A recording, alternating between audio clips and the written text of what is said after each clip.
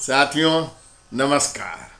भारतीय राजनीति की एक अजीबोगरीब विडंबना स्वतंत्रता उपरांत से ही चलती चली आ रही है कि हिंदुओं को जातियों में बांटो और किसी प्रकार से मुस्लिम वोट एकजुट कर लो, और उसी राजनीति का यह परिणाम है कि भारत के विकास की धारा कमजोर होती गई। भारत में विखंडनवादी तरीके से वोट प्राप्त करने की बीमारी बढ़ती गई और चीन, जापान, कोरिया ये सब लगभग हमारे साथ ही स्वतंत्र वाली स्थिति में थे। इनकी इकोनॉमिक कोई विश्व स्तरीय नहीं थी, लेकिन वे विश्व के स्तरीय आर्थिक व्यवस्था में चले गए और भारत पिछड़ता चला गया। अब उसमें एक बहुत विराट परिवर्तन आया मोदी युग के रूप में, जिसने बिना जाति पात के भेदभाव के आर्थिक आधार पर परिस्थितियों के अनुसार स्तरोन्नयन का प्रयास किया। उस क्रम में मकान दिया, बिजली कनेक्शन दिया, गैस का कनेक्शन दिया, शौचालय बनवा दिया और आर्थिक मदद दिया, जिससे पूरा आमूल चूल परिवर्तन जीवन शैली में, रहन सहन में हो गया। आगे अब सुविधाएं जो देनी है शिक्षा की और व्यवसाय की, उसके लिए लोन की बड़ी बड़ी योजनाएं बनी। यहाँ तक कि रेहड़ी पटरी वालों को भी लोन देने की पहली बार व्यवस्था हुई, जबकि यही वह शोषण का सबसे बड़ा माध्यम बनते थे। इनको जो लोन देते थे वो 10% प्रति माह पे देते थे और अंत में उनका सर्वस्व लूट जाता था। रेहड़ी पटरी वालों का 10,000 से 50,000 तक लोन लेने वालों का घर तक बिक जाता था, आत्महत्या के शिकार हुआ करते थे। और इसी प्रकार किसान आत्महत्या किया करते थे, क्योंकि उन्हें उनकी फसलों को जब क्षति होती थी तो कोई सम्यक बीमा की योजना नहीं थी।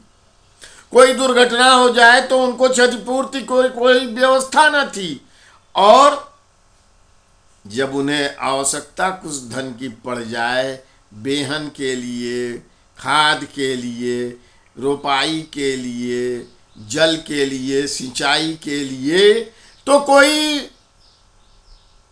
कैश नहीं था, नगद नहीं हुआ करता था। लेकिन वह किसान सम्मान निधि के रूप में वह भी उपलब्ध हो गया, और जिसने किसानों की मृत्यु का, आत्महत्या का समाचार ही समाचार तंत्र से गायब कर दिया। यह एक विकास की एक नई अवधारणा भारतवर्ष में विकसित हुई, जो विश्व के अग्रगणी देशों से मुकाबला कर रही है। अर्थव्यवस्था का रूपांतरण भी उस रूप में हो गया है। लेकिन जातिवादी, आरक्षणवादी राजनीति के पुराने चिर परिचित अंदाज वाले आज वही कर रहे हैं। बिहार में लालू प्रसाद जी और नीतीश जी की मिली हुई सरकार है, राजद और जदयू की। तेजस्वी है उधर उप मुख्यमंत्री और नीतीश जी है मुख्यमंत्री। अब उन लोगों ने पूरा वही दांव चला है, तो पहले यह 75% आरक्षण कर रहे हैं, आप 100% भी कर सकते हैं, क्योंकि पॉपुलर वोट का झगड़ा है। लेकिन प्रश्न यह उठता है कि 15 साल लालू जी का और 18 साल नीतीश जी का, दोनों जने का जोड़ दीजिए तो 33 साल इन लोगों ने क्या किया कि आज आरक्षण बढ़ाना पड़ रहा है। यानी वह स्तरोन्नयन उन अति पिछड़े दलित, अनुसूचित और अनुसूचित जनजाति का करने में वे विफल रहे, तभी तो आरक्षण बढ़ाना पड़ रहा है। और यह बड़ी विडंबना ही नहीं, बड़ा ही निंदनीय है कि आपने तब 33 वर्ष पूर्व इस बात का आकलन क्यों नहीं किया और इतना ही आरक्षण कर देते कि सब कुछ सामान्य हो गया होता, मुख्य धारा में आ जाती। यानी इन 33 सालों में आपने, आपके गवर्नेंस ने, पिछड़ों का यही नेता आप लोग बनकर आए थे, लेकिन बिहार को गंवाए, बिहार के विकास को गंवाए। बिहार की प्रति व्यक्ति वार्षिक आय भारतवर्ष में निम्नतम है। बिहार में कोई नया उद्योग लग नहीं रहा है।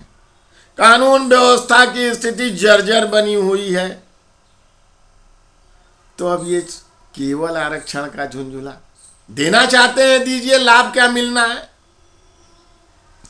यह भी बताइए कि 33 वर्ष पहले क्यों नहीं दिए, और 33 वर्षों तक अगर दे दिए होते तो क्या होता, और इसके लिए जिम्मेदार कौन है, इसका लापरवाही करने वाला जिम्मेदार है, या न आरक्षण पहले देने का दोषी कौन है। तो ये सब हास्यास्पद बातें हैं, चलती रहेंगी, और दिमागी रूप से विकृत हो चुके हैं ये लोग। देश की प्रगति में कदमताल करने में विफल हैं, और उसके लिए यह कार्य कृत्य कर रहे हैं। जय लोकतंत्र।